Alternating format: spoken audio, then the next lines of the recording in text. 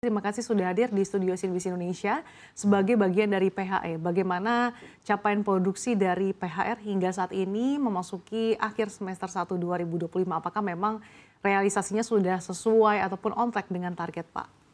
Iya, PHR adalah salah satu aset yang sudah bisa dikatakan cukup mature dengan fasilitas yang cukup tua, sehingga banyak tantangan-tantangan operasional yang muncul.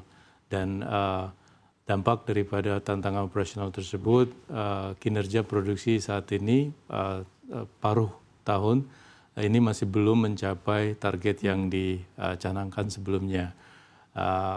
Namun tentu sebagai profesional, kami juga terus berupaya untuk menutup gap yang ada. Masalah-masalah yang muncul di PHR saat ini terkait sebagian besar akibat disebabkan oleh cuaca.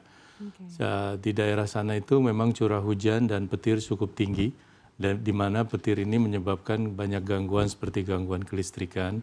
Kemudian juga cuaca ini menyebabkan masalah banjir, sehingga akses lahan, kemudian juga akses terhadap sumur yang perlu servis, misalnya ada masalah yang mengganggu produksi, itu menjadi terkendala. Beberapa hal sudah dilakukan selama ini, seperti perbaikan kanal, perbaikan tanggul, juga perbaikan jalan akses, juga dilakukan beberapa inisiatif seperti mencoba melakukan kontrak untuk modifikasi cuaca dan lain sebagainya. Namun sampai sejauh ini kendala-kendala tersebut masih belum selesai dan akibatnya produksi memang masih di bawah target yang sudah dicanangkan sebelumnya. Oke, ke depannya nih Pak, mungkin dalam jangka pendek upaya apa saja yang akan dilakukan untuk bisa menutupi gap-gap tadi Pak dari target? Tentunya terus berupaya untuk menyelesaikan permasalahan-permasalahan operasional sehingga base bisnis ataupun kinerja baseline aset ini bisa terus diperbaiki untuk menutup gap. Tadi seperti mencoba untuk terus memperbaiki akses, kemudian juga memperbaiki tanggul, kanal dan sebagainya. Juga melakukan terus pekerjaan-pekerjaan seperti drilling sumur pengembangan infill, kemudian juga melakukan pekerjaan walkover well service. Itu diharapkan bisa menutup gap yang ada. Kemudian kami terus berupaya untuk melakukan pekerjaan-pekerjaan dengan teknologi yang baru, seperti saat ini fokus di beberapa pekerjaan atau project water flood. Di PHR saat ini ada 93 lapangan di mana water flood baru diimplementasikan di 18 lapangan, sehingga masih banyak kesempatan ataupun peluang untuk menerapkan water flood tersebut. Selain itu juga terus mengembangkan proyek steam flood di daerah Duri.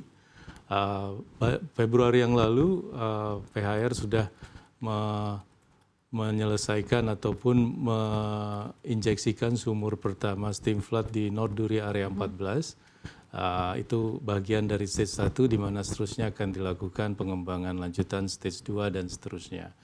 Selain itu juga di PHR mencoba untuk terus melakukan pengembangan chemical EOR. Tahun ini kami sudah melakukan pilot implementasi simple surfactant di 3 pattern dengan hasil yang cukup menggembirakan. Kemudian akan dilanjutkan untuk alkaline surfactant polymer di area A yang rencananya akan mulai injek di akhir Desember ini, tahun ini. Dilanjutkan juga dengan polymer injection di area D lapangan Minas, juga diharapkan tahun ini, dan selanjutnya mengembangkan area-area yang lebih besar. Berharapkan ini bisa menghasilkan hasil yang lebih baik. Kemudian selain chemical EOR, kami juga melakukan beberapa inisiatif seperti unconventional, migas non-konvensional atau MNK, juga fokus di low quality reservoir melalui implementasi sumur horizontal dan multi-stage fracturing. Inisiatif-inisiatif ini terus dilakukan untuk mencari peluang-peluang perbaikan kinerja dengan strong engineering approach tentunya, kemudian juga dengan fokus dan upaya-upaya bersama dari semua fungsi yang ada di organisasi atau perusahaan. Mungkin boleh dielaborasikan lebih lanjut Pak terkait dengan inisiatif-inisiatif yang saat ini tengah dilakukan seperti misalkan tadi water flood dan juga steam flood, ini efektivitasnya sejauh ini seperti apa Pak? Implementasi tersebut bisa meningkatkan produksi.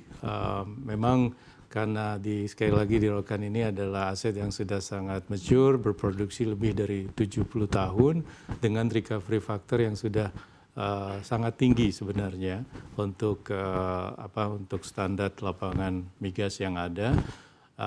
Ini juga inisiatif tadi berhasil menaikkan produksi untuk pilot-pilot yang sudah dilakukan. Seperti untuk steam flood ini kami bisa menghasilkan kenaikan produksi untuk stage 1 saja sekitar 2.000 sampai 3.000 barrel oil per day.